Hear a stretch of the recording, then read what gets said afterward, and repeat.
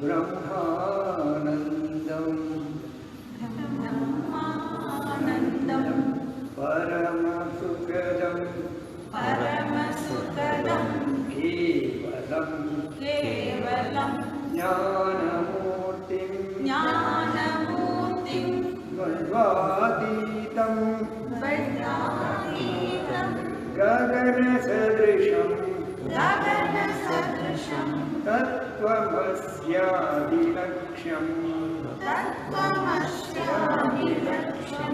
ಏಕಂ ನಿತ್ಯಂ ವಿಮಲಮಚಲಂ ಸರ್ವಧಿ ಸಾಕ್ಷಿಭೂತಂ ಭಾವಾತೀತಂ ತ್ರಿಗುಣರಹಿತಂ ಸದ್ಗುರುಂ ತಂ ನಮಾಮಿ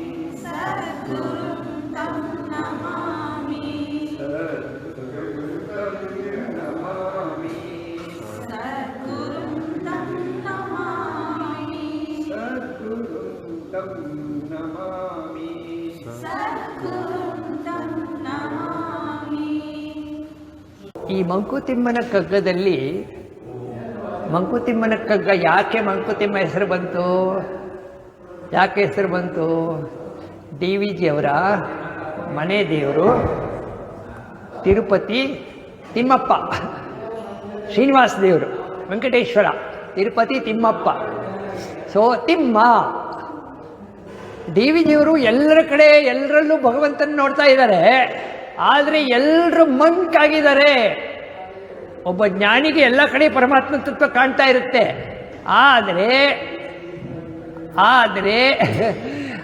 ಆದರೆ ಅವರು ವ್ಯವಹಾರ ಮಾಡುವಾಗ ಮಂಕಾಗಿರ್ತಾರೆ. ಪರಮಾತ್ಮ ತತ್ವದ ಥರ ಅವರು ವ್ಯವಹಾರ ಮಾಡ್ತಾ ಇರಲ್ಲ. ಅವರ ಏನು ತಾಪತ್ರೆಗಳು ವಾಸನೆಗಳು ಎಲ್ಲ ಇಟ್ಕೊಂಡು ಮಂಕಾಗಿ, ಎಲ್ಲರೂ ಮಂಕಾಗಿ ಅವರವರ ಗುಣಗಳಿಗೆ ಬದ್ಧರಾಗಿ ಹಾಗೆ ಹೀಗೆ ಎಲ್ಲೋ ಏನೋ ಚೆನ್ನಾಗಿದ್ದೀರಾ ನೋಡಪ್ಪ, ಇಷ್ಟು ಮಾತ್ರ ಇದೀನಿ ಅಂತಾರೆ. ಅವ್ರು ಸಾಕ್ಷಾತ್ ಪರಮಾತ್ಮ ತತ್ವನೇ. ಅವ್ರಿಗೆ ಇಷ್ಟು ಮಾತ್ರ ಏನಿರೋದು? ಅವ್ರು ಅಂದ್ಕೊಂಡಿರೋದು ಇಷ್ಟು ಮಾತ್ರ ಇದ್ದೀನಿ ಅಂತ, ಅದು ವ್ಯವಹಾರ ಆಗಿಬಿಟ್ಟಿದೆ. ಸೊ ಡಿ ವಿ ಜಿಯವ್ರು ಏನು ಮಾಡಿದ್ದಾರೆ, ತಮ್ಮ ಅನುಭವದಲ್ಲಿ ಇಡೀ ಭಗವಂತನನ್ನು ಎಲ್ಲ ಕಡೆ ನೋಡ್ತಾ ಇದ್ದಾರೆ. ಎಲ್ಲರೂ ಮಂಕಾಗಿದ್ದಾರೆ. ಅಯ್ಯೋ ಎಲ್ಲ ಮಂಕಾಗಿದ್ದಾರಲ್ಲ, ಏನಾರು ಮಾಡೋಣ ಅಂಥೇಳಿ ಈ ಥರ ಪದ್ಯ ಬರೆಯೋಕ್ಕೆ ಶುರು ಮಾಡಿದ್ರು.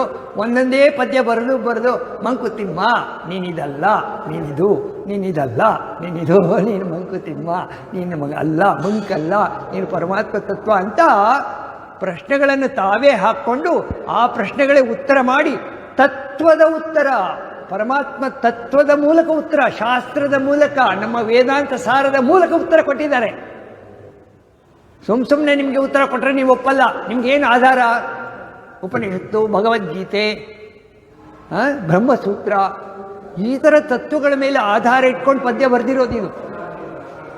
ಸಾಕ್ಷಾತ್ ಏನು ಪ್ರಾಕ್ಟಿಕಲ್ ಟೆಕ್ಸ್ಟ್, ಅನುಭವ ಗ್ರಂಥ. ಸೊ ಉತ್ತರ ಕೊಟ್ಟಿದ್ದಾರೆ.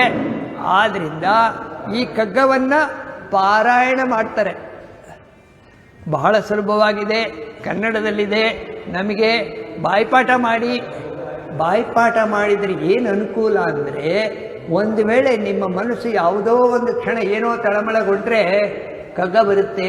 ಕೊಳ್ಳದ ಜಲ ನಿನ್ನ ಮನಲೋಗರದರೊಳಗಿಳಿಯ ತಲದ ಕಸತೆಯೇಲುತ್ತ ಬಗ್ಗಡವದಹುದು ಕಲಕದರ್ದಡೆ ಕೊಂಚ ಬಿಟ್ಟಿರ್ದೊಡದೆ ಮರಳಿ ತಿರುಯುವುದು ಶಾಂತಿಯಲ್ಲಿ ಮಂಕುತಿಮ್ಮ. ಕೊಳದ ಜಲ ನಿನ್ನ ಮನಸ್ಸು ಕೊಳದಲ್ಲಿರೋ ಜಲ. ಲೋಗರು ಅದರೊಳಗಿಳಿಯೇ, ಜನರು ಅದರೊಳಗೆ ಇಳಿದ್ರೆ ತಳದ ಕಸ ತೇಲುತ್ತ ಬಗ್ಗಡಬಹುದು. ಕೊಳದ ನೀರೆಲ್ಲ ಬಗ್ಗಡವಾಗಿ ಬಿಡುತ್ತೆ. ಅವಾಗ ಏನು ಮಾಡಬೇಕು? ಕಲಕದರ್ದಡೆ ಕೊಂಚ ಬಿಟ್ಟಿರ್ದೊಡೆ, ಅದನ್ನು ಹಾಗೆ ತಿಳಿಯಾಗಿ ಬಿಟ್ಟರೆ ಮತ್ತೆ ತಿಳಿಯಬಹುದು ಶಾಂತಿಯಲ್ಲಿ ಮಂಕುತಿಮ್ಮ. ಮನಸ್ಸನ್ನು ಒಂದು ಕಡೆ ಶಾಂತವಾಗಿ ಇರಲಿಕ್ಕೆ ಬಿಡಬೇಕು. ಹೌದಾ? ಏನು ಮಾಡ್ತಾರೆ? ನನ್ನ ಹತ್ರ ಮಾತಾಡಬೇಡ, ನನ್ನ ತಲೆಯಲ್ಲಿ ಏನಿದೆ, ನನಗೆ ಸ್ವಲ್ಪ ಟೈಮ್ ಕೊಡು, ನಾನು ಒಬ್ಬರೇ ಬಾಗಿಲಾಕೊಂಡು ಒಳಗಡೆ ಕೂತ್ಕೊಳ್ಳೋದು. ಬಾಗಿಲಾಕೊಂಡು ಒಳಗಡೆ ಕೂತ್ಕೊಂಡು ಏನು ಮಾಡೋದು? ಇನ್ನೂ ತೀವ್ರವಾಗಿ ಆಲೋಚನೆಗಳನ್ನು ಮಾಡೋದು. ಹಾಗಾಗಲ್ಲ. ರಾಮಕೃಷ್ಣ ಪರಮಹಂಸರು ಕೂಡ ರಾಮಕೃಷ್ಣ ಪರಮಹಂಸರು ಕೂಡ ವಚನ ವೇದದಲ್ಲಿ ಹೇಳ್ತಾರೆ, ಸಂಸಾರದಲ್ಲಿರುವಾಗ ಆಗಾಗ ನಿರ್ಜನ ಪ್ರದೇಶಕ್ಕೆ ಹೋಗು. ಆಗಾಗ ನಿರ್ಜನ ಪ್ರದೇಶಕ್ಕೆ, ನಿರ್ಜನ ಪ್ರದೇಶಕ್ಕೆ ಹೋದರೆ ಅಲ್ಲಿ ಗಿಡ ಮರ ವಿಸ್ತಾರ. ಅಲ್ಲಿ ಹೋದರೆ ಏನಾಗುತ್ತೆ, ನಿಮ್ಮ ಈ ಸಂಕುಚಿತವಾದ ಮನಸ್ಸು ಆ ಗಿಡ ಮರಗಳ ಮಧ್ಯ ಆ ವಿಸ್ತಾರತೆಯಲ್ಲಿ ತಾನು ಒಂದಾಗ್ಬಿಟ್ಟು ಮನಸ್ಸು ವಿಸ್ತಾರವಾಗಿಬಿಡುತ್ತೆ. ಆ ವಿಸ್ತಾರವಾದಾಗ ನಿಮ್ಮ ಮನಸ್ಸಿನ ಆಲೋಚನೆಗಳಿಗಲ್ಲಿ ಯಾವ ಬೆಲೆಯೂ ಇರಲ್ಲ. ಆ ಆಲೋಚನೆ ಬಿದ್ದು ಹೋಗುತ್ತೆ. ನೀವು ಪುನಃ ಮೊದಲಿನ ಥರ ಶಾಂತವಾಗಿ ಮನೆಗೆ ಬರುವಂಥ ಪರಿಸ್ಥಿತಿ ನಿರ್ಮಾಣ ಆಗುತ್ತೆ. ಆಗಾಗ ನಿರ್ಜನ ಪ್ರದೇಶಕ್ಕೆ ಹೋಗು. ಸೊ ಕೊಳದ ಜಲ ನಿನ್ನ ಮನ ಲೋಗರು ಅದರೊಳಗಿಳಿಯೇ, ತಳದ ಕಸ ತೇಲುತ್ತ ಬಗ್ಗಡವದಹುದು, ಕಲಕದರ್ದಡೆ ಕೊಂಚ ಬಿಟ್ಟಿರ್ದಡೆ. ದೇವಸ್ಥಾನಕ್ಕೆ ಯಾಕೆ ಬರ್ತೀರಾ? ಇಲ್ಲಿ ಬಂದು ಹೋಗುವಾಗ ಮನಸ್ಸು ತಿಳಿಯಾಗುತ್ತೆ. ಮನುಷ್ಯನಲ್ಲಿರೋದೆಲ್ಲ ದೇವರಿಗೆ ಹಾಕಿಬಿಟ್ಟು ಹೋಗ್ತೀರ. ನೀನೇ ನೋಡ್ಕೊಳಪ್ಪ. ಸೊ ಅಷ್ಟಕ್ಕಷ್ಟು ಸಮಾಧಾನ.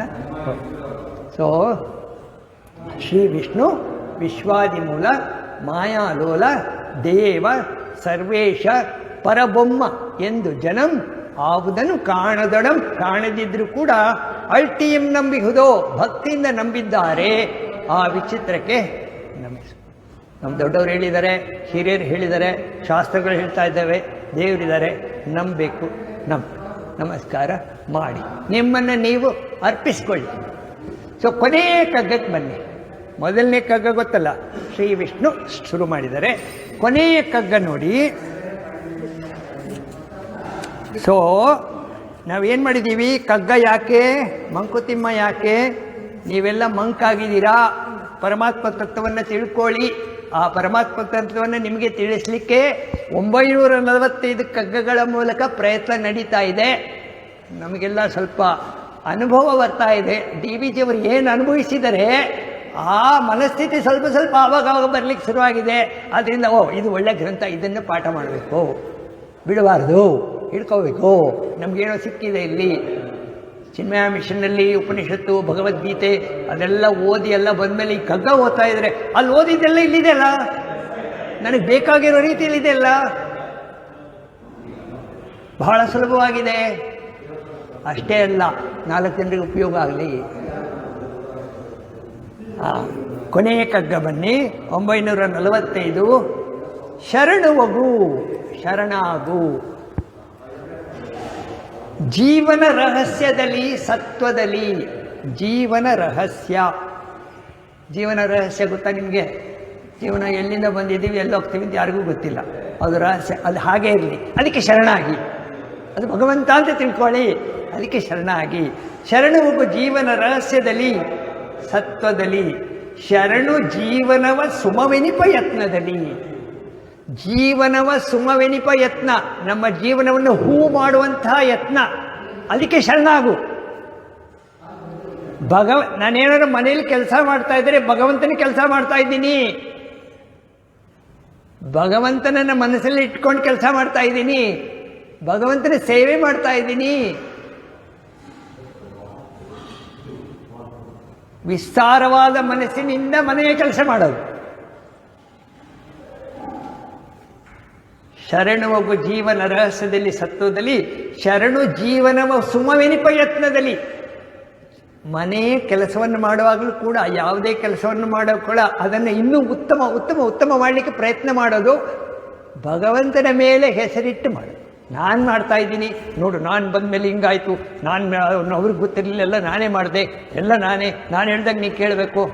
ಇದು ಸ್ವಲ್ಪ ಪ್ರಾಬ್ಲಮ್, ಇದು ಸ್ವಲ್ಪ ತೊಂದರೆಗೆ ಕಾರಣವಾಗುತ್ತೆ. ಪ್ರತಿ ಕ್ಷಣ ಮಾಡುವಾಗಲೂ ಕೂಡ ಭಗವಂತನ ಹೆಸರು ಹೇಳ್ಕೊಂಡೇ ಮಾಡೋದು. ನೋಡಿ, ಶರಣು ಜೀವನವ ಸುಮವೆನಿಪ ಯತ್ನದಲ್ಲಿ. ಆ ಶರಣು ಯಾಕೆ ಬರಬೇಕು? ಜೀವನವನ್ನು ಸುಮ ಮಾಡು ಅಂತ ಹೇಳ್ಬೋದಾಗಿತ್ತಲ್ಲ. ಶರಣು ಜೀವನವ ಸುಮವೆನಿಪ, ಭಗವಂತನಲ್ಲಿ ಶರಣಾಗಿ ಈ ಕೆಲಸವನ್ನು ಮಾಡು. ಶರಣು ಅಂತರಾತ್ಮ ಗಂಭೀರ ಪ್ರಶಾಂತಿಯಲ್ಲಿ. ಏನಿದು ಶರಣು? ಅಂತರಾತ್ಮ ಗಂಭೀರ ಪ್ರಶಾಂತಿಯಲ್ಲಿ ಶರಣು. ಏನು ಅಂತರಾತ್ಮ? ಏನು ಅಂತರಾತ್ಮ? ನಮ್ಮೊಳಗಿರೋ ದೇವರು. ಕರೆಕ್ಟ್, ನಮ್ಮೊಳಗಿರೋ ದೇವರು ಅಂತರಾತ್ಮ. ಗಂಭೀರ ಪ್ರಶಾಂತಿಯಲ್ಲಿ ಅದು ಗಂಭೀರ ಪ್ರಶಾಂತಿ ಅಂತ ಹೇಗೆ ಗುರುತಿಸೋದು? ನಮ್ಮಲ್ಲಿರುವ ದೇವರು ಗಂಭೀರವಾಗಿದ್ದಾರೆ, ಪ್ರಶಾಂತವಾಗಿದ್ದಾರೆ, ಹೇಗೆ ಗುರುತಿಸೋದು? ಏನು ಅನುಭವ ನಿಮಗೆ? ನಿದ್ದೆಯಲ್ಲಿ ಹೇಗಿದ್ರಿ ಬಾ?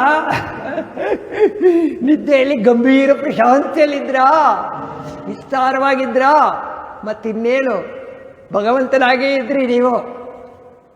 ಯಾವಾಗ ನಿಮ್ಮ ಭಾವನೆಗಳು ಮತ್ತು ಆಲೋಚನೆಗಳು ಎದ್ದಾಗ ಬಂದ್ಬಿಡ್ತೋ ಆವಾಗ ಮನುಷ್ಯರಾಗ್ಬಿಟ್ರಿ.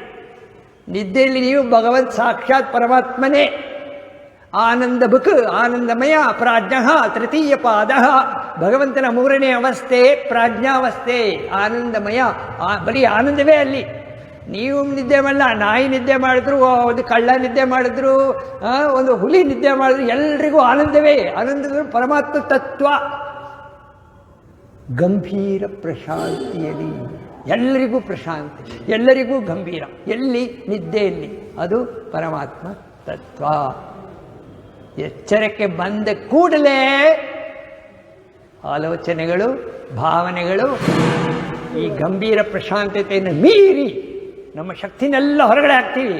ಹೊರಗಡೆ ಪರಮಾತ್ಮ ತತ್ವವನ್ನು ಮರೆತು ಬಿಡ್ತೀವಿ. ಕರೆಕ್ಟಾ?